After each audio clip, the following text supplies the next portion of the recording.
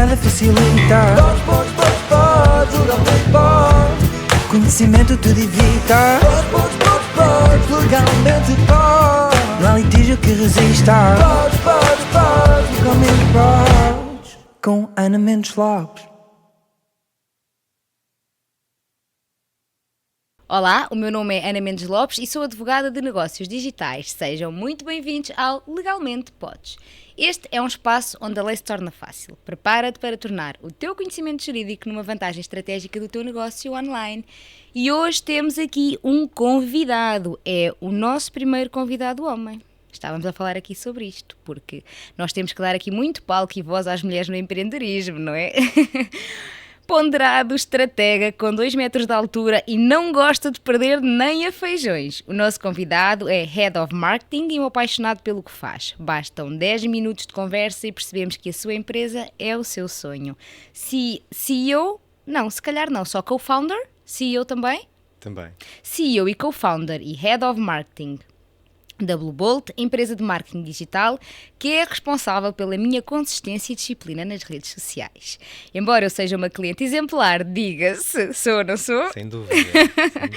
Vamos dar as boas-vindas ao Ricardo Carneiro. Bem-vindo, Olá. Ricardo. Obrigado pelo convite. É uma honra ser o primeiro homem e parabéns pelo projeto, que acho que isto é incrível. Obrigada, e tu tens mesmo Ricardo. jeito para isto. Obrigada. Tens mesmo jeito para Boa. isto. E obrigado. Obrigada. E obrigada também a ti, porque tu impulsionas muito da minha confiança no digital, porque és sempre, quando falo contigo, vê-se mesmo que o teu negócio é o teu sonho. Aquilo que eu digo aqui é real. Sem dúvida. Sim, mas também ter clientes como tu, diga-se de passagem, tens os ingredientes todos. Para Sim, dar... mas tu dás o entusiasmo ao cliente. Tu crias a emoção no cliente. Eu acho que sim. Eu gostava de incutir isso em toda a equipa, também toda a Sim, linha. mas é difícil, porque a equipa não és tu, não é? Não, o sonho certo, é o teu. Certo, sem dúvida. Aí entramos numa parte de gestão de pessoas e de equipas. E E já começamos. Na Já- parte mais difícil da já gestão do começamos negócio. este podcast. É? Fala-me, então antes de avançar aqui com as perguntas, vamos falar sobre isso. O que é mais difícil para ti no negócio? Conhecer pessoas, ou seja, conhecer o comportamento humano, aquilo que eles sentem, aquilo que eles pensam, a forma como eles agem, é mesmo muito complicado. Acho que cada vez é mais difícil contratar. Pois. Ou seja, contratar é fácil, contratar as pessoas certas é que é difícil. Ou mantê-las. Não é difícil manter as pessoas porque, eu diria, num mês tu consegues logo perceber se aquelas pessoas têm o perfil indicado para trabalhar no teu setor de atividade, neste caso na agência. É muito fácil nós percebermos se a pessoa tem sensibilidade ou não tem. A pessoa tem que ser extrovertida, tem que ter boa capacidade de comunicação, proativa, tem que ter uma excelente capacidade de relacionamento humano com o cliente. Quando são pessoas absolutamente introvertidas, que estão no formato da execução, Pois, não apenas conseguem. e só a fabricar. Não dá, não é possível. Pois, eu percebo, não há aquela interação com o cliente. Nem sequer é compatível. Sabes que no outro dia, nem sei se já falei sobre isto em algum podcast, se calhar já, Liliana, mas olha, vou repetir. No outro dia vi uma notícia a dizer que as agências de contratação, as consultoras, há ali um período de tempo, acho que era jovens nascidos entre 97 e 2000, que as empresas já estavam a desconsiderar os currículos porque isso é meio uma geração que não se consegue motivar por coisa nenhuma. É muito complicado. Eu vivo essa experiência. Não podemos generalizar, porque há sempre casos em que efetivamente tens pessoas que são brutais e são excelentes trabalhadoras, mas tem muito a ver também com o seu passado. Eu acho que a responsabilidade é deles, mas a culpa é dos pais. Pois. A forma como é mesmo verdade, a forma como eles foram. Entramos aqui num campo muito delicado, mas é real e tem que ser dito, porque hoje termina-se uma licenciatura e aquilo que se espera é que as empresas têm a obrigação de dar um local de trabalho àquelas pessoas. Sim. Não, aquelas pessoas têm que se fazer à vida. Sim. As pessoas têm que ir atrás de oportunidades. Sim. E se não conseguem à primeira, à segunda, à terceira, têm que fazer 50 entrevistas para conseguir. Eu acho que sim. E é mesmo muito complicado. Mas acho que não é esse o âmbito. Portanto, não vou entrar, também é um âmbito, porque isso faz parte dos nesse... negócios. A contratação de pessoal é muito complicado. É uma componente importante dos muito negócios. Complicado. Mas achei piada esta notícia, embora que eu não tenha certeza sobre a legalidade disto, não é? Porque a partir do momento em que estamos a fazer um critério de exclusão formal, estamos eventualmente a negar currículos de pessoas que até se encaixavam no perfil, não é? A Comissão Europeia, no que diz respeito à inteligência artificial, considera de alto risco, portanto, ele estabelece ali 3 tipologias: proibido, alto risco e de baixo risco. De alto risco é a inteligência artificial que faça esse filtro da avaliação. Claro, porque estamos ali a fazer uma discriminação não é possível, objetiva. Pois, e assim se perdem talentos, eventualmente. Sim, certo. Ricardo, conta-nos porquê Blue Bolt e como tudo começou. Olha, como é que isto começou? Eu sempre quis ser empresário. Mais do que qualquer coisa sim, querias ser mais qualquer empresário. coisa queria empreender alguma coisa. E senti verdadeiro gosto pela comunicação. Não quando fiz a licenciatura em comunicação, mas quando andei na rua a vender telecomunicações. Boa. E quando passei a ser comercial. Fosse Senti essa esse necessidade. chatinha que ninguém queria abrir a porta. Sim, nem era bem aquele chato, eu sentia que ia agregar valor sempre a alguém. Eu trabalhava aqui num modelo um bocado diferente, eu vendia todas as operadoras, portanto eu nunca era um empecilho para ninguém. Eu ia sempre naquele formato de eu vou ajudar. E trabalhava B2B, portanto só para empresas. Ok, portanto, então eu não queria isso bater facilita portas. muito Sim, o sem dúvida, processo, não é? diferente. Porque porta a porta é um bocadinho... As empresas precisavam sempre Claro. de telecomunicações e eu senti que foi naquele momento que eu ganhei realmente alguma vocação, ou pelo menos algum jeito Claro. e algum gosto pela parte da comunicação, da área comercial. E depois de me perceber como é que me posicionava perante determinado setor, determinadas pessoas, portanto, entrar, sei lá, num talho, entrar numa sociedade de advogados é completamente diferente. Claro. O posicionamento, a forma como nos comunicamos, como nos vestimos. Pronto. Dito isto, trabalhei sempre na área da comunicação, do marketing, trabalhei numa universidade, trabalhei no centro de formação como coordenador de marketing, mais à frente trabalhei numa agência de marketing e quando vim para Lisboa, no ano 2018, mais ou menos, foi em 2018, eu estava a trabalhar como coordenador de marketing num centro de formação profissional e comecei a criar o projeto Blue Bolt com estagiários. E foi aí que surgiu o nome, o logotipo que se mantém ainda hoje é quase como uma promessa antiga de que ele não vai ser inalterado. Este ano tentamos fazer um rebranding, todos os logotipos eram melhores do que o atual e depois eu fiz um inquérito a alguns clientes. Sim, e todos disseram, mantém. Houve uns que disseram para muda, outros que aquele logotipo tem muita personalidade. Eu olho para o vosso logotipo e não me penso assim, está tão ultrapassado, precisa de um refresh. Sim, mas nós fizemos um rebranding. Sim, tu enviaste-me também para... E a maior parte dos clientes disseram, mantém o que tem. E assim, não há ninguém melhor do que os teus clientes para dar... Está bem, porque é que não muda? Mantém. Que vais depois acabei, em 2020, eu fui trabalhar por uma agência e quase foi a utilização quase o meu tubo de ensaio, não é? Para aquilo que viria a ser. Eu não sabia como é que era o ambiente da agência, não sei como é que se contratavam serviços de agência de marketing digital, como se operacionalizava, como se coordenava equipas, e eu tive a felicidade de me terem dado a oportunidade de coordenar as equipas, mas também de operacionalizar. E passado 2 anos eu decidi, pós-Covid, lançar a agência. Sabes que tu acabaste de abordar aí um ponto que eu acho muito importante e às vezes falo muito isto com até às vezes colegas licenciados em Direito que estão quase a acabar o curso e que mandam mensagem a perguntar assim, eu agora devo abrir já o meu próprio negócio, o que é que me aconselha? Eu costumo dizer às pessoas assim, qualquer pessoa pode acabar um curso e abrir um escritório naturalmente, mas eu acho que é mesmo muito importante nós passarmos por outras realidades, passarmos por outras sociedades, passarmos por outros escritórios, porque isso ensina-nos a fazer.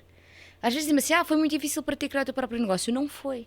Porque eu 2 anos antes tinha visto criar uma sociedade de advogados do zero. Certo. E aquilo para mim foi conhecimento, foi ensino. E acho que essa capacidade, talvez a dificuldade em contratar pessoas hoje em dia é exatamente isso. É porque criou-se a ideia de que toda a gente tem que ter um negócio, toda a gente tem que empreender para ser rico, não é? Aquilo que se vê no digital.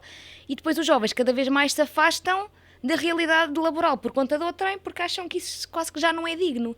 E nós trabalharmos para outros é muito importante para que depois possamos eventualmente criar os nossos negócios. Eu digo muitas vezes isto, e mesmo à minha equipa, ser um bom operacional não significa necessariamente ser um bom empresário. Ninguém aprende a ser empresário. Ana, eu acho que a maior dificuldade e o maior desafio que eu tenho profissional é realmente ser empresário, porque eu adoro marketing, eu adoro vendas, eu adoro área comercial, eu adoro a empresa não subsiste isso só. Sim, depois temos a parte dos recursos humanos, a parte legal, a parte da motivação, os contratos, a parte da contabilidade, tudo isto, não é? Gerir fluxo de caixa, lucros, vendas, muito grande, não é? É muito, muito, muito difícil. Difícil, eu diria, é desafiante proporcionalmente àquilo que é ser um operacional. Eu fui coordenador operacional numa empresa, numa agência, e a minha responsabilidade face àquela que é ser empresário é completamente diferente. Eu acho que a questão quando se tem um negócio é, tu tens várias caixas na tua cabeça. Tu quando és operacional, tu só tens que fazer aquilo, então tu estás focado naquilo. Tu não queres saber do resto. Enquanto quando tens uma empresa, a tua cabeça está sempre dividida. Tu nunca estás 100% concentrado num tema porque lembras, esqueci-me de enviar não sei o que para a contabilidade, ou esqueci-me daquele orçamento, ou fiquei de responder a uma mensagem do WhatsApp e... Não é? É muita Acaba coisa. por ser difícil. É um overload muito grande. E tens de ter muita capacidade muita resiliência, porque o empresário é empresário em toda a linha. Claro. São 24 horas. Não é? Portanto, pronto, são 24 horas por não dia. tem, isto não quer dizer que se trabalhe 24 horas por dia, naturalmente, não é? Sim, Essa mas estás história do sempre a pensar na 24/7, sim, mas empresa, há sempre sempre qualquer alguma coisa coisa. que eventualmente. Mas tu tens a capacidade de apagar? Tipo, vais de férias, Não, nem pensar. não desligas? Não, nem Eu tenho pensar. essa capacidade à segunda semana. É por isso que eu não posso ir uma semana de férias, porque eu só desligo quando essa semana acaba. Eu durante 3 anos de agência, sempre que eu fui de férias, eu não estive de férias. Eu estive em Cabo Verde, diferença horária 3 horas, eu acordava às 5h30 para estar às 6 da manhã no hall de entrada do hotel, para estar a trabalhar com a minha equipa das 6 da manhã às 9 da manhã de Cabo Verde, que era das 9 da manhã ao meio-dia de Portugal, portanto eu acompanhava toda a manhã com a minha equipa. No período de almoço eu ia para a praia, e depois eu ia deitar o meu filho, porque ele ainda era pequenino, à tarde, para poder acompanhar a equipa à tarde. Ou seja, eu no meu período, por exemplo, em Cabo Verde, tive 10 dias, estive sempre a trabalhar. Eu estive no outro És lado tu do que mundo. não te permites gozar férias? Não sei, Se calhar és. não sei. Eu acho que eu houve um momento. Imagina, eu passo os fins de semana e eu nem me lembro que o e-mail existe. Eu já tenho esta capacidade. Mas eu própria tive que me convencer que se alguém for preso e precisar muito de mim, me vai ligar 3 Certo. vezes. Eu vou dar conta disso. À Não me vai terceira enviar um vez. e-mail. Não me vai Sim, enviar certo, um e-mail. certo. Então eu acho que eu já consegui fazer isso. Eu já consigo fazer esse. Sim, mas eu este ano, desligamento. eu este ano comecei a dividir muito mais as coisas. Os fins de semana, raras são as vezes em que eu estou a Pois. trabalhar, não sei que tenho Sim, alguma acontece, atividade. se for preciso, mas naturalmente. já me aconteceu e eu sinto o cheiro a essas oportunidades de ligarem para o número da empresa a um fim de semana e eu vejo o contacto e digo, epá, e se eu atender? Sim, Isso corre bem. pois. E atendo e não foram raras as Isso é vezes em porque que ainda correu te- super bem. Claro, não, E isso correu super bem no acontece. sentido de alguém que está a bater à porta da minha empresa um fim de semana porque não conseguiu ligar durante a semana e consegui fechar um alto contrato para a agência porque atendi ao fim de semana. Claro. Pois, mas eu acho que nós quando estamos com, imagina, eu sinto que quando estamos com muito trabalho ou quando temos a cabeça muito cheia de informação, temos mais dificuldade em desligar do que noutras alturas. E eu quando trabalhava na sociedade, eu entrava já em colapso mental. Se eu primeiro tinha as notificações ativadas do e-mail no telefone. Erro. Sim, isso é um Caiu-me uma princípio. notificação ao sábado ou domingo, eu estava a ver, eu já estava... A panicar. Houve uma altura que eu desinstalei o e-mail do telemóvel. Eu fui feliz nessa altura. Eu hoje tenho o e-mail, mas eu não tenho notificações. Mas é um portanto- dos princípios, aliás, eu convidei a minha equipa a desligar todas as notificações do WhatsApp. Nós, como trabalhamos Claro. com o WhatsApp com os Essas nossos também tenho clientes, desligadas, por senão era exemplo, impossível. o que é que eu fiz? Eu comprei telemóveis para toda a minha equipa, cartões individuais para separarem aquilo que é Claro, o pessoal, pessoal do profissional. Mas eu não fazia isso para mim. Ou seja, eu tenho um telemóvel com dual SIM e eu fazia essa utilização massiva. Eu estava sempre contactável. Este ano eu separei. Ou seja, no E achas que é início mais do ano fácil? é muito melhor porque eu deixo o telemóvel da empresa em cima da secretária em momento em que eu não tenho de trabalhar. A grande dificuldade é, enquanto empresário, teres a capacidade de delegar, porque no início tu sentes que mais ninguém na tua empresa consegue fazer tão bem ou melhor do que tu. Sim, isso é E difícil, essa é uma grande claro. dificuldade e a verdade é que eu comecei a delegar e a confiar essencialmente nas pessoas e eu estou muito mais tranquilo. Muitas vezes há clientes que me ligam, Ricardo, viste, sei lá, o erro que aconteceu no dia XPT? Pá, não vi nada e vou falar com a pessoa responsável. E a pessoa responsável Sim, vai não te estás ligar. sempre em cima do acontecimento Não e isso já pode liberta ser. muita informação. Não pode ser. Não, informação Mas e quando eu tempo digo que tu informação tens. ou seja, sim, espaço claro, mental, a tua capacidade massa. de gerir isso. Sem dúvida. Sim, é difícil. Eu, por acaso, não tenho notificações em nada. Nada, não tenho notificações no Instagram, não tenho Eu também as notificações no retirei, WhatsApp, não eu tenho também as nada. retirei. E do e-mail então, acabou. Porque eu notava que eu cada vez que ouvia aquele som do Outlook a cair o e-mail, eu ainda nem sabia o que era, podia ser um e-mail publicitário, eu já estava tipo... Começava a aumentar os Tipo, que é níveis isto, de quem sabes? stress. Ou tipo Sim. mensagens no WhatsApp às 6 da manhã a dizer não se esqueçam de fazer isto, aquilo, daquele outro dia. É muito complicado. Só que eu Compreendo. sei. Sim, mas acho que pronto, eu também estava cansada na altura e foi na altura em que eu saí da sociedade. Embora que eu agora estou a dar aqui esta perspectiva, mas eu sou muito grata a todas as experiências profissionais Não, é que tive fundamental nós antes de abrir o meu criarmos- próprio negócio. Sim. Atenção, todos os sítios por onde eu passei, eu aprendi muito. Mais de gestão, mais de criação de negócio, mais de direito, menos de direito. Eu acho que foi muito importante a passar Sim, por onde passei. estamos a falar aqui Claro. talvez da necessidade. Eu acho que é recomendado que Claro. alguém que vai empreender passe pela parte operacional Sim, da área em que vai sim, trabalhar. sim. É fundamental, Sim. porque ninguém aprende a ser empresário. Olha, Claro, o que é que isso não se acontece? ensina. O que é que acontece normalmente a um grande cozinheiro que abre um restaurante? Ele abre o restaurante, no primeiro dia ele vai para a cozinha, ele não vai gerir o negócio, ele vai Claro, operacionalizar. claro. E esta é que é a grande dificuldade. As pessoas pensam que quando vão abrir um negócio, e eu acho que é uma mágoa que eu tenho, que é abrir um negócio e tive que ser gestor, Sim. tive que ser empresário Sim. e tive que largar a parte operacional, que realmente é aquilo que eu gosto. Claro. Há uma área em que eu não abandono de todo, que é a área comercial. Eu gosto Que é o teu imenso. sonho. Eu gosto de vendas. Tu gostas? Eu Sim, gosto tu de gostas vendas. e tens jeito E para gosto isso. da vertente estratégica. E gostas da vertente e gostas da comunicação com o cliente. Sem dúvida. Pois, isso é Sem importante na tua área de negócio. Gerir conflitos é que não. E dispenso. Mas tens que. Odeio. Gerir conflito, mas tenho medo. Sim, isso é uma parte chata, mas muito importante. Mas também acho que é muito importante quando nós entramos no mercado de trabalho, por conta de outrem, também sermos ousados e querermos mais, ou seja, somos aquelas pessoas que estamos ali só a receber tudo aquilo que nos dão e não temos a proatividade de procurar fazer melhor, diferente, dar a opinião. Ou seja, eu acho que isso também é muito importante, Mas termos essa é a essa grande veia dificuldade que eu vejo. aguerrida. Eu vejo não é? essa grande dificuldade hoje em algumas pessoas que passaram na agência principalmente e algumas que ainda estão connosco, que é, eles trocam tempo por salário e não entendem que aquilo que eles estão a trocar Sim. é conhecimento. Para eles próprios, porque Eles estão a aprender, eles ninguém estão a estar a impede que aprender. agarres naquilo e... Sim, aquilo que eu acho que se retira muito bem de trabalhar para conta de outrem é nós aprendemos o que fazer e o que não fazer, porque nós ao olharmos para os erros dos nossos patrões, não é?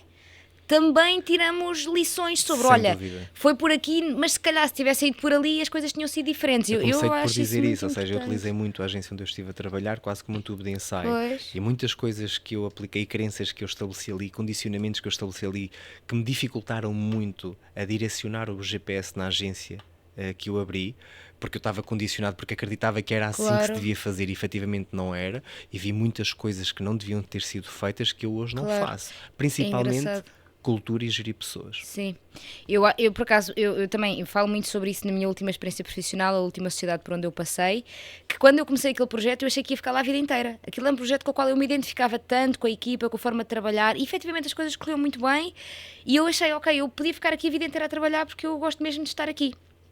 Às tantas, claro, nós crescemos, mudamos, as equipas mudam, as pessoas saem, as coisas depois, naturalmente, quando sai alguém da equipa, toda a equipa muda, e eu acabei por também sair, porque às tantas comecei a não concordar com algumas coisas, mas tudo isso foi muito importante para mim, e eu agradeço muito a todas as oportunidades que me foram dadas, porque, no fundo, as minhas entidades empregadoras, eu estou a chamar-lhes assim, mas não eram, não é? Porque nós advogados não temos Certo. contratos. Certo. Também me deram muita liberdade para me fazer crescer e para me permitir esse... Sim, vocês são prestadores, não é? Sim, nós somos prestadores, mas acho isso muito importante. Olha, mas voltando aqui a centrar-nos no nosso Bora. tema, nós já podíamos fazer isto quase um episódio com 2 temas, mas qual é que foi a primeira vez que percebeste que o marketing tinha esbarrado com a lei?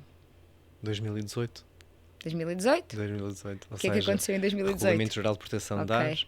Ou seja, isto era uma área muito cinzenta, não é? Sim. O digital era a terra...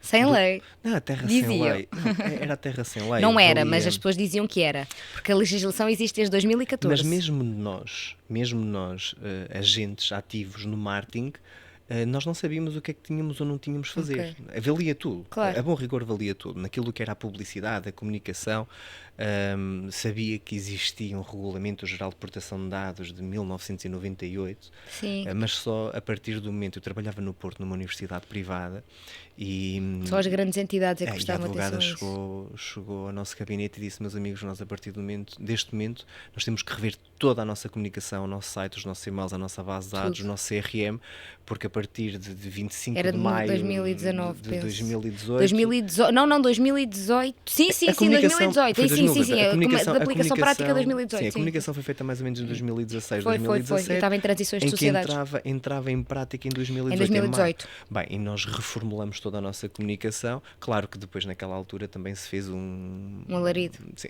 um grande caso disto que não era tão complexo não, quanto. mas eu acho que é. Eu acho que a complexidade do tema ainda não surge. Eu vou explicar porquê. Porque como a Comissão Nacional de Proteção de Dados também teve que se reinventar, porque antes havia legislação, mas a legislação aplicava-se mais aos casos em instalação de câmaras de videovigilância no local de trabalho, instalação de videovigilância nas ruas, e era mais talhado para entidades com um grande processamento de dados, porque a minha primeira experiência profissional foi num banco.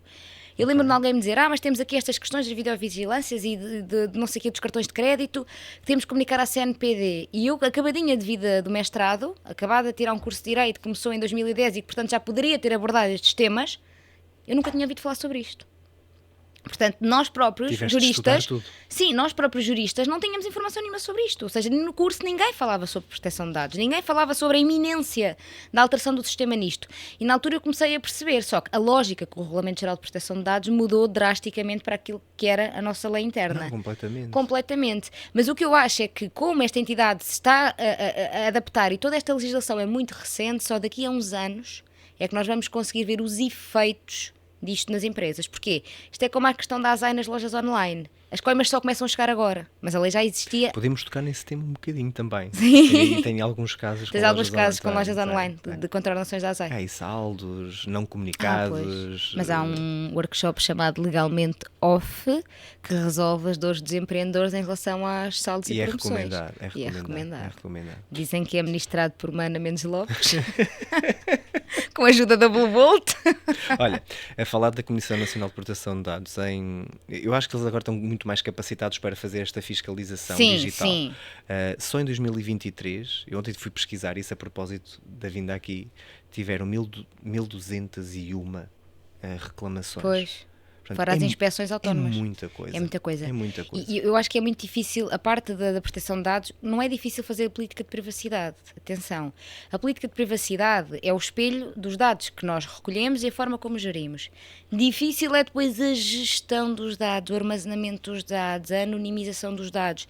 Esta que é a parte muito difícil para as empresas. E às vezes as pessoas vêm até mim e dizem, mas eu só quero a política de privacidade. Mas é assim, naturalmente eu sou advogada, não sou técnica, eu não consigo controlar a parte da gestão de dados, mas para além da política de privacidade, deve haver sempre a preocupação de terem alguém técnico que faça depois a gestão dos dados. Não, claro. Porque as coimas não são só pela política de privacidade, a política de privacidade é o espelho, é o que está disponível no site, mas é preciso que alguém faça esta gestão de dados lá dentro. E como eles são utilizados, porque repara, eu acredito e acho mesmo que as agências também deviam ter algumas regras.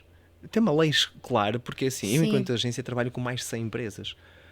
Repara, eu trabalho com milhões de contactos. Milhões de contactos. Pois. Ou seja, inevitavelmente, claro que eu não utilizo esses contactos para... Mas tratas? De alguma forma tu geres eu faço informação. a gestão desses contactos. Eu acho que tem que haver regras claras para as agências. Ok, vocês trabalham com estes clientes, como é que vocês gerem isto? Claro que não há depois difusão dos contactos. Eu não pego no cliente A e vou transportar para o cliente B. Nós já vimos ao longo do tempo, eu ando nisto já quase há 10 anos, há mais de 10 anos, e neste período de tempo eu já ouvi de tudo. Claro. Eu ouvi clientes dizer, olha, tinha aqui uma base de dados com 300 Sim. mil contactos que comprei por 15 euros na internet. Isso, mas o que é que você está a fazer? Eu não vou fazer. Mas é para enviar uma newsletter. Eu não vou fazer. Se quiser, faz a newsletter, envia a newsletter, mas sobre a sua responsabilidade. Eu não vou fazer por si. E nós hoje em dia também temos outro problema, é que a maior parte dos serviços de CRMs e de plataformas para ManyChats e esse tipo de coisas tem todos os servidores fora da União Europeia. Ou seja, e depois temos aqui num caso de transferência de dados. Os nossos dados são recolhidos aqui internamente, não é? Mas eles estão a ser comunicados ao servidor. Isto levanta responsabilidades. Eu acho que é muito difícil. A mim, se me perguntarem assim, qual é que é a matéria jurídica que mais palpitações te dá? É sem dúvida a proteção de dados. Porque nós estamos sempre numa margem de incerteza gigante. Estamos sempre, ou seja... É assim, mas eventualmente porque tu não consegues controlar o teu cliente. A União Europeia estás em Portugal. Sim, mas tu não consegues controlar. Né? A Hotmart, sei lá, está no Brasil ou está nos Estados Unidos uma plataforma e tu estás a entregar os contactos nessa plataforma e tu não sabes o que é que está a acontecer. Sim, mas imagina, tu até podes ter uma plataforma portuguesa, mas os servidores estão na América. Certo. Então isso já há aí uma transmissão fora da União Europeia, não é mesmo? Sim, sem dúvida. Eu acho que é mesmo muito, muito difícil de gerir. Mas pronto, é um tema com o qual nós temos que lidar e que vamos ter que nos habituar. Só que a questão é que as coimas da Comissão Nacional de Proteção de Dados são bastante pesadas, porque estão associadas à faturação da empresa. Sim, e vou dizer isto, que eu sinto mesmo que há uma ausência de consciência por parte de empresários daquilo que é a necessidade da utilização do Regulamento Geral de Proteção de Dados e aplicá-lo, mas também das agências. Porquê? Porque hoje, quer dizer, temos agências, temos freelancers e não fazem ideia da obrigação de que existem, que temos de ter uma política de privacidade, política de cookies, termos e condições no nosso site. Não é abrir o site do cliente e já estar a recolher o pixel da meta. Não podemos ter uma landing page se não tiver uma checkbox a dizer que aquela pessoa efetivamente manifesta interesse em receber informação sobre determinado produto ou serviço. E quando nós não temos isto, estamos a ser legais. Pois sim, pronto, claro. Não é possível. Até porque essa é uma expectativa que o cliente tem sobre vós, ou seja, o cliente espera da agência Sim, e esse depois é assim, conhecimento. a agência palpa toda a obra, Claro. porque as agências não são juristas, nós somos mobilizadores de consciência. Mas é que há muitas agências que se prestam a isso. E é talvez por isso que criou essa convicção. Certo, eu considero, nós temos responsabilidade, nós não podemos descartar a nossa responsabilidade. Se nós estamos a utilizar canais de comunicação, a divulgar produtos e serviços, a fazer publicidade, a fazer promoção contínua Claro. e a gerir E dados, visível, porque e a no gerir digital dados, é tudo... certo, e a gerir dados, nós temos a obrigação de ser mobilizadores de consciência e explicar àquele cliente que efetivamente deve falar com um advogado, se for o caso com a Ana Mendes Lopes, para efetivamente trabalhar política de privacidade, política de cookies, e depois quando entramos na área do e-commerce, então aí há muitas mais variáveis para ser trabalhadas. Quando eu comecei, se calhar já falei disto aqui, eu quando comecei, eu já adorava estes temas na faculdade, mas na faculdade não se fala muito sobre isto, ou seja, temos ali tipo 2 aulas sobre os contratos à distância e eu lembro-me perfeitamente da segunda aula ter terminado e a professora ter dito, agora vamos falar de arrendamento, e eu pensar, não, estávamos tão bem aqui. Certo. E acabou, o assunto acabou ali, foram tipo 2 aulas em 4 anos de licenciatura. E lembro-me que eu fiz um curso de Instagram em 2020, não é? Com o Covid, boom, e foi nesse curso que havia tantas empreendedoras que eu comecei a perceber, calma, que há muito mercado para as questões do digital e dos direitos do consumidor, mas vistos da perspectiva do empresário aqui. E uma das coisas que efetivamente me forçou a isso foi que as pessoas contratavam a web designer, e queriam que a web designer lhes desse os termos e condições e a política de privacidade. E aquela pessoa em concreto dizia assim, olhem, eu não disponibilizo.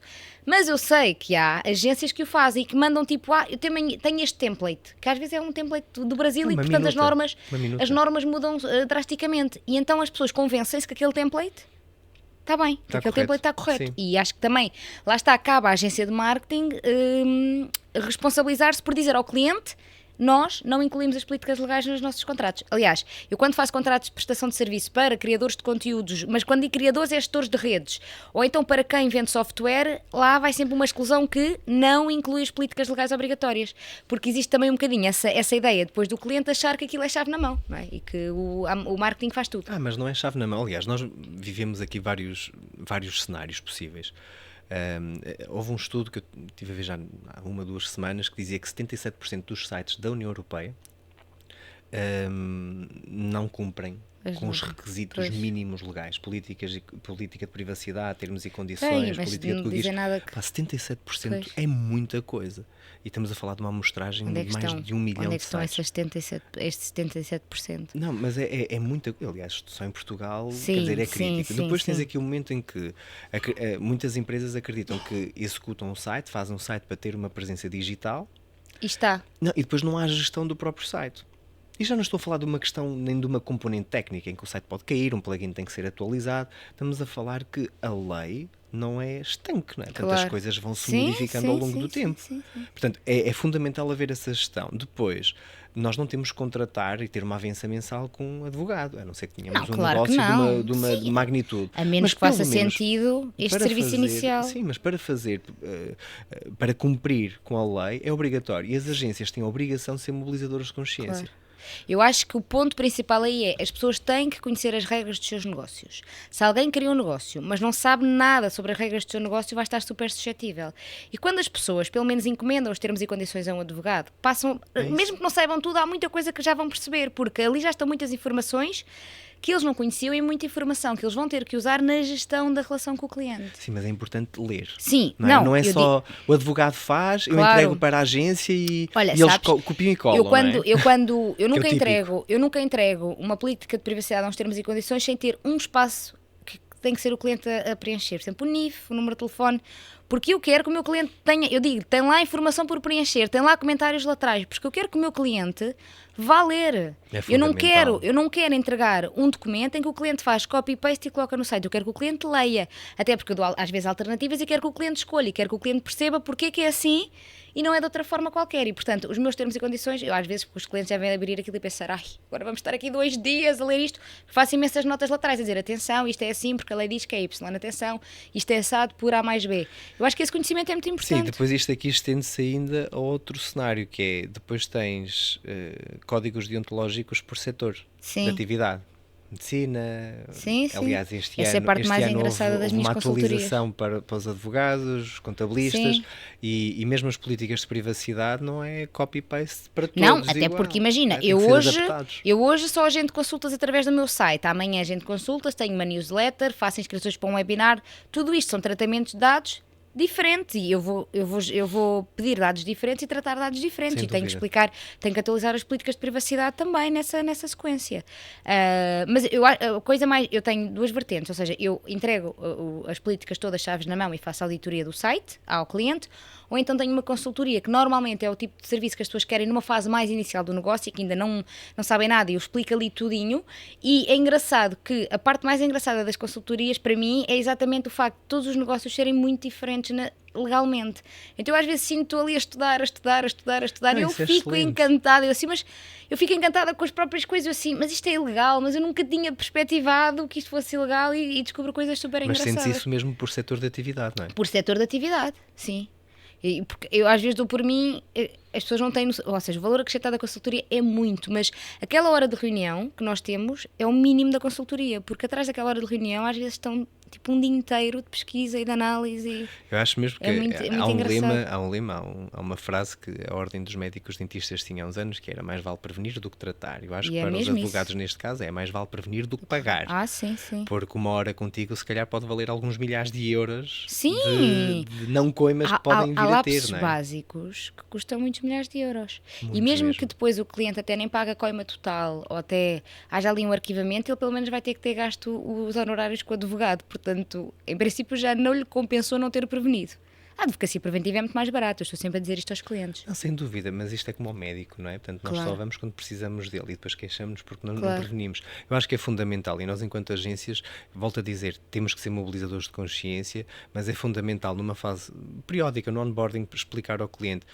Tem consciência sobre isto? Nós chegamos aqui ao ridículo, reparem, em 2020, foi no ano passado, em maio de 2024 ou 2023, recebi uma mensagem no WhatsApp de uma cliente que dizia qualquer coisa como: olá Ricardo, preciso que me atenda ao telefone, é urgente, recebi uma notificação da ASAI porque não comuniquei os saldos. E a minha resposta por WhatsApp foi: como assim, Isabel? Como é que não comunicou os saldos à ASAI? Não sabia. Não, é obrigatório. Então, Claro. ter uma loja online, Sim. fazemos uma reunião com o cliente, estabelecemos todo o processo, toda a estratégia, o funil de vendas, Sim. tudo impecável. A parte da comunicação dos saldos ASAI não é uma responsabilidade da equipa Epá. de maneira nenhuma. É da empresa, claro, A do empresa empresário. tem a responsabilidade de saber que, no mínimo, porque depois as pessoas confundem mesmo o que é o saldo, o que são As promoções. promoções, as obrigações, obrigações. depois compram stock para vender em saldos. Eles podem estar sempre em promoção. E Epá, agora mas muda o nome. Se os nossos... Muda o nome, não, Não é digas bem saldos, assim, não é digas bem saldos. assim. Portanto, aos nossos ouvintes agora ficaram de... O que é isto? Tenho que comunicar os saldos à ASAI. Então, há um workshop que custa 35 euros, não é? 35 sim. euros. Chama-se Legalmente Off e explica tudo sobre descontos, saldos, promoções e liquidações. Portanto, olhem, isto não era um episódio para falar do meu curso, mas já que estamos aqui a bater nesta Não, tecla... mas faz todo É sentido. um faz curso todo exatamente sentido. talhado para isso, porque existe um grande desconhecimento. Normalmente as pessoas só se apercebem que os descontos têm regras na Black Friday, que é quando as contraordenações caem assim. Certo. Porque há reforço das equipas para a auditoria das lojas na Black Friday. E depois, no online, há aquela velha questão que eu estou sempre a reiterar, que é, online inspeções são silenciosas. Quando temos um estabelecimento, a ASAI entra ali pela porta adentro e toda a gente sabe que a ASAI ali está. Exato. No online, não sabemos. E depois há este fenómeno. A minha empresa é muito pequena, Sim, é. a ASAI não vai ver. Todas as marcas são muito pequenas, até ao dia em que recebem uma contraordenação. Até o dia que deixam de ser. Não, nenhuma marca é pequena. Na internet estamos sempre suscetíveis. Não, até o dia que deixam de ser sequer empresa. Sim, pois, isso também acontece muito. É. Mas essa lógica usa-se para tudo, para a marca. A minha marca ainda é muito pequena, não vale a pena registá-la. Eu ouvi uma cliente em tempos dizer assim: mas a vossa publicidade nunca vai chegar a estas pessoas que estão a inspecionar, porque vocês estão a segmentar os anúncios, não é? As pessoas também são consumidoras. Exato, nós estamos a segmentar. Mas imagine-se lá que esse segmento vai calhar a alguém da ASAI que realmente é um potencial cliente. E há uma questão que se chama denúncias. As pessoas fazem denúncias às autoridades. E às vezes nem são os clientes, é a concorrência, não é? Sim, a própria concorrência A também própria faz. concorrência faz isso. E faz parte, nós temos que saber Mas quais é que claro. são as regras e as leis do jogo se queremos jogar. Se não Há jogamos. risco no negócio, se não queremos ter risco. só Temos que optar por outros. Olha, eu tinha aqui uma pergunta, ia dizer que o marketing vive da criatividade e da ousadia, não é? Já a lei vive de caixinhas bem definidas e pouco ousadas. Era onde é que tu sentias que essa liberdade começava, ou seja, a liberdade do marketing começava a chocar com as caixas da lei, mas talvez seja aqui neste ponto do... Olha, eu acho que não choquem absolutamente nada. Choca em tudo e nada. Toda a gente tem muito medo da lei, toda a Sim. gente... Mas são regras. Claro. A lei estabelece as regras do jogo. E nós temos que aprender a jogar o jogo. Isto era a mesma É coisa. Eu sou isso, jogador de adaptar. futebol. Eu sou muito bom tecnicamente, mas esqueci-me que há uma regra que não me permite jogar em fora de jogo. Então, se eu estou fora de jogo, eu estou Claro. ilegal. Ou seja, eu tenho que aprender a jogar o Sim, jogo. e às vezes é só preciso saber que é só preciso mudar qualquer coisinha. E o marketing tem que se adaptar. Sim. Ponto. Tem que se adaptar. Era tão mais fácil haver funis de venda sem lei, não é? Eu, advogada, me confesso. Eu não acho isso. Porque repara, a lei não te impede de fazer publicidade. A mim impede, na verdade, a mim enquanto advogada Sim, não podes impede dizer muito, o mas sim, contacto a no já, maior ou eu parte- sou a melhor, ou a maior garantia parte de dos clientes sucesso. não. Mas é assim, tu vais confiar num advogado em Sim. que tem uma headline a dizer garantia de sucesso?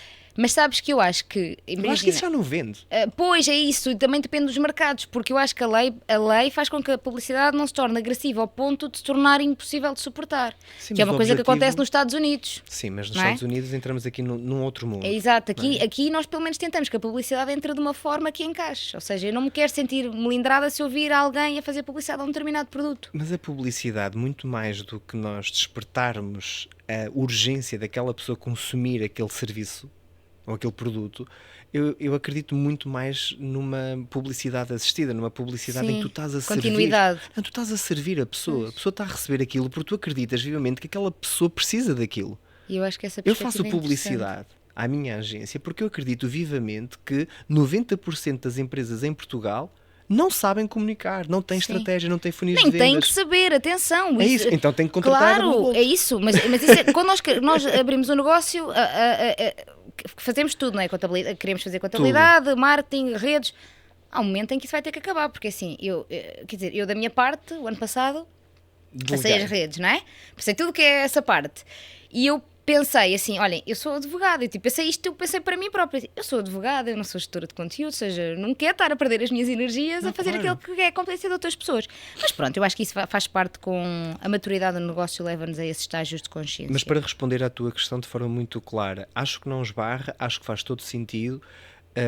E eu sou até mobilizador que se cumpram as regras, porque o objetivo da lei, no meu entendimento, claro que depois há coisas que no meu entender acho que já passaram razoável, não é? Portanto tenta-se chegar aqui a um Sim. pormenor que não faz Sim, sentido. às vezes há pormenores que são... Sim, por exemplo, nós trabalhamos com intermediários de crédito, quer dizer, hoje qualquer conteúdo da intermediação de crédito tem que ter uma lagarta, chama-se a lagarta, que é aqueles termos e condições em que são registados pelo Banco de Portugal, quer dizer, os conteúdos ficam tão feios que bastava apenas e só estar lá no site, quer dizer, já sabe que o titular e o beneficiário Claro. daquela publicidade está a fazer aquela promoção e que está registado Até no porque Banco de estando lá Portugal. na bio, essa informação Sim, na bio depois das redes... chega-se a um ridículo em que, Sim. quer dizer, tem muita informação e acho que não faz depois sentido. as entidades reguladoras não tentam adequar-se à realidade do mercado, ou seja, falam da publicidade no Instagram como se fosse a mesma coisa que ter um outdoor. não é. E não é.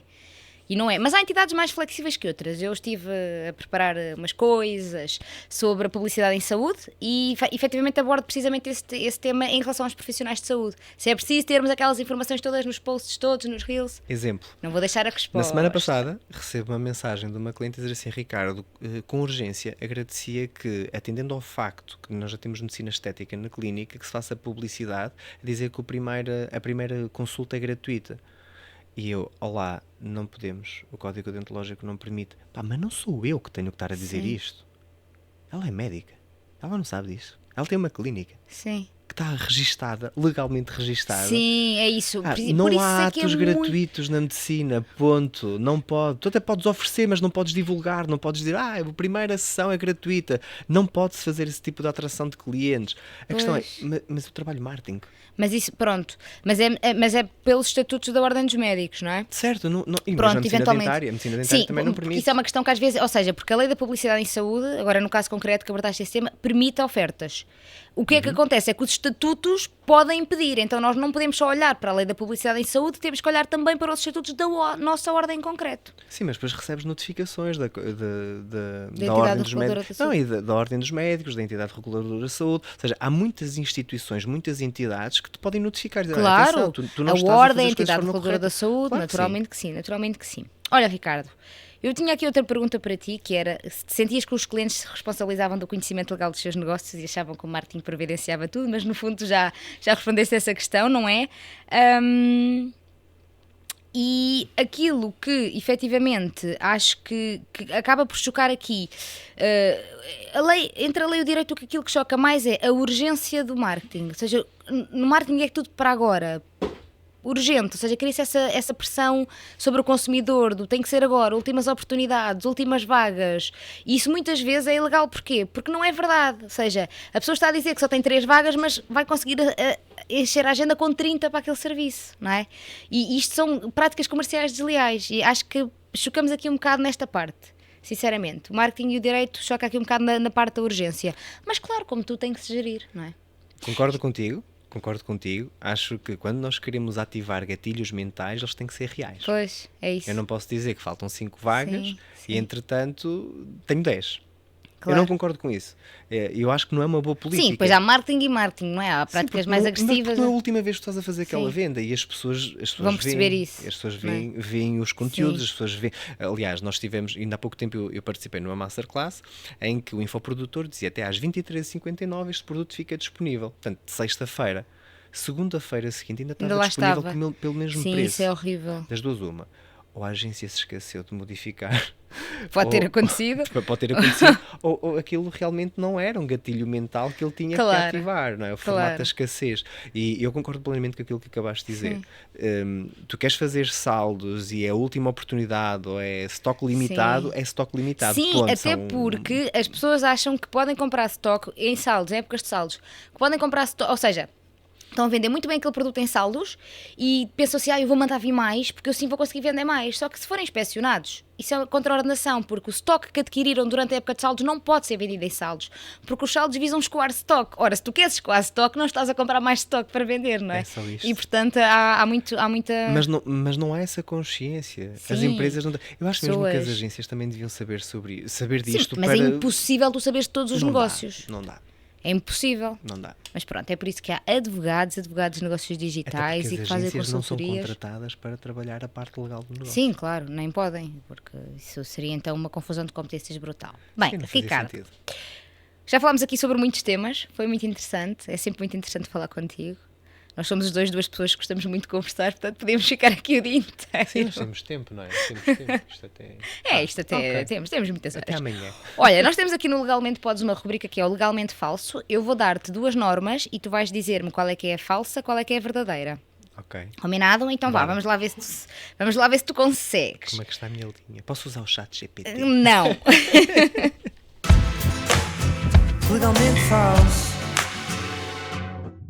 Contrato celebrado à distância. A definição. Um contrato celebrado entre o consumidor e o fornecedor de bens ou o prestador de serviços em presença física simultânea de ambos, integrado num sistema de venda ou prestação de serviço organizado para o comércio à distância, mediante a utilização exclusiva de uma ou mais técnicas de comunicação à distância até à celebração do contrato, incluindo a própria celebração. Esta hora já estás em Aveiro, não é? Tu já me deste um 9. Eu já nem sei onde é que eu estou. Ou então, contrato celebrado à distância. Um contrato celebrado entre o consumidor e o fornecedor de bens ou o prestador de serviços, sem presença física simultânea de ambos, integrado num sistema de venda ou prestação de serviços, blá blá blá, o enquadramento jurídico fica com os advogados, a Blue Bolt só quer saber o que tens para vender para conseguir montar o melhor funil de venda e estratégia. Não, nem pensar. Eu acho que é a primeira. É a primeira que é verdadeira ou é falsa? Eu acho que é a primeira que é verdadeira. Claro, sim, isto é uma estava a ver. brincadeira. Pois, estava a ver. O né? Ricardo foi o primeiro convidado que levou isto tão a sério. Não, mesmo muito a sério, porque não pode ser, não, nem pensar. Aliás, nós inclusive, e há aqui uma história engraçada, nós até final de 2024, nós não tínhamos contratos, tu sabes disso. Nós tínhamos uma Mas proposta comercial. os contratos de prestação de serviço não são legalmente obrigatórios, Sério? ou seja, a proposta serve como válida, contrato. sim, Agora, aliás, nós é ganhamos sempre melhor ter um contrato, Nós não já é? ganhamos casos em tribunal em que apresentamos Claro, a proposta comercial. Aliás, a prestação de serviços não é... Nós temos aí uns 20, 30 casos em tribunal justamente por empresas que não nos pagaram os nossos Diziam que não tinham direitos. contratos. Certo. E aquilo que acontece é que quando tu começas a trabalhar connosco, nós já tínhamos uma minuta para ser implementada, mas as pessoas tinham muita fricção e sentiam muita tensão em assinar contrato com a agência. Quando tu começaste a trabalhar connosco, eu estabeleci a regra. A partir de hoje é obrigatório, qualquer cliente a trabalhar connosco tem que ter um contrato. Apresentei-te um bom contrato. Certo, eu peguei nele e adaptei. Isto não se faz, ok? E adaptei. Pessoas, olha, portanto, estamos aqui numa confissão de uma violação de direitos de autor em direto, Assistida. assistida. Não, mas começamos Sim, a fazer isso. eu já vi um contrato do Ricardo para outro cliente e eu mandei mensagem ao Ricardo a dizer assim: por favor, para de dizer aos clientes que a ordem profissional, a ordem dos advogados regula os contratos. Ou seja, ele não tirou essa parte do meu contrato. Muito mal. E andava a dar lá aos clientes. Essa potencial cliente disse-me que ia rever com a advogada e disse: olha, não precisas, porque foi ela que fez. Ela disse. Ela vai avaliar o seu próprio Porque eu contrato. disse assim, olha, é assim, eu trabalho com eles, então eu não tenho muita imparcialidade em estar a rever este contrato, mas só que eu abri e vi, não, mas eu disse, olha, mas é assim, não te preocupes, porque Este é esse o meu contrato fui contrato. eu que o fiz. É isso. Aliás, nós tínhamos um contrato, na altura a Diana tinha feito, e depois tivemos o teu, e nós tentamos criar, mas depois eu pensei, pá, o Dana está tão fixe. Dana está tão bom, vamos talvez meus avançar. contratos são bons. Não, vamos avançar. Não são vamos excessivos, não é? avançar. Eu não meto tipo um Não, tá mundo ótimo. de informação, Aliás, é nós aquilo que é temos efetivamente clientes- essencial. Nós temos clientes que muitas vezes pretendem suspender por um determinado período de tempo o serviço, ou porque não têm dinheiro, ou porque vão de férias, e nós, ok, mas há um contrato. Sim, claro. Há um contrato, Sim, ou seja, sim. contrato de suspensão. É isso. E por incrível que pareça, nós fizemos o contrato através do ChatGPT, ok? Enviamos para a nossa advogada e ela fez a validação e perguntou: quem foi o advogado que fez isto? Pá, porque estava incrível. Ela fez ali a alteração de umas Mas linhas. atenção, isto não é um bom conselho. Não é, não. Mas Fazer isto contratos no aconteceu. ChatGPT não é um bom conselho. Não, mas isto aconteceu. Foi ali um tema em concreto. Sim, foi basicamente aquilo Porque o que nós ChatGPT tem uma arte de inventar legislação Não, que é certo, mas surreal. ela alterou ali duas ou três leis que não estavam corretas, mas ela, no geral, estavam com as linhas corretas. Pronto. Agora, não é possível fazê-lo, tá? E não é Olha nada que conselho que ele recomendado. vem aqui não é dar. nada Eu uso o recomendado. contrato da Ana que é muito bom, mas o Mas- ChatGPT também não, faz. Nós fizemos O com um ChatGPT contrato de suspensão de O serviços. ChatGPT é um engodo jurídico. Porque, a sério, eu às vezes tenho discussões com o ChatGPT e dizem assim, olha, tu estás a inventar isso. Aliás, eu até já fiz um post sobre isso, tu estás a inventar essa norma. Tens razão, ou seja, ele tenta convencer o cliente das suas ideias, pondo as suas ideias em formato Sim, de mas artigo. nós aqui entramos, É muito engraçado. aliás, acho que até era um tema brutal para tu utilizares em termos de podcast e Em falar da inteligência inteligência artificial. artificial, porque o ChatGPT é importante, é importante na aceleração dos processos da Claro, o empresa. ChatGPT é ótimo se fizerem coisas como assim, preciso fazer um resumo desta lei, É. ou faz-me uma checklist com É base isso. nesta norma. Mas tu tens de lhe entregar a Ótimo. informação. Mas tens que lhe entregar a informação correta, senão Correta, já dá asneira. É isso. E É. tu tens de ser crítico, não é? É isso. Se tu não és crítico com aquilo que está Sim, ali, temos vai que ser dar muito asneira. críticos. Olha, Ricardo, muito obrigada Obrigado, por teres eu. aceito vindo ao Legalmente Podes. Foi muito bom ter-te aqui e falarmos aqui um bocadinho sobre esta perspectiva de mãos dadas do marketing e da Falamos lei. tudo. Obrigado, eu. Obrigada. E agora que estamos a chegar ao final do nosso episódio, a pergunta que se impõe é: podes usar todas as ferramentas de marketing no teu negócio? Legalmente podes, desde que naturalmente conheças as regras do teu negócio, as limitações do teu negócio e saibas encaixar a tua estratégia, os teus funis de venda naquela que deve ser o padrão de atuação da tua atividade. Não só se vendes produtos, mas também se comercializas serviços. Por isso, não ignores esta frase. Conhecimento das leis do teu negócio é tudo no presente e no futuro do teu negócio. E assim chegamos a mais um episódio do Legalmente Podes. Espero sinceramente que ele tenha sido útil para o teu negócio. Se gostaste, já sabes, subscreve-nos em Spotify, Podcasts, Apple Podcasts, YouTube e segue-nos nas redes sociais, Ana Mendes Lopes Legal, Instagram, Facebook, LinkedIn e YouTube e conto contigo para o próximo episódio. O meu nome é Ana Mendes Lopes e este é o Legalmente Podes. Bons negócios! Podes, legalmente podes. Advogada facilita. Podes, legalmente podes. Conhecimento tudo evita. Podes, legalmente podes. Não há litígio que resista. Podes, legalmente podes. Com Ana Mendes Lopes.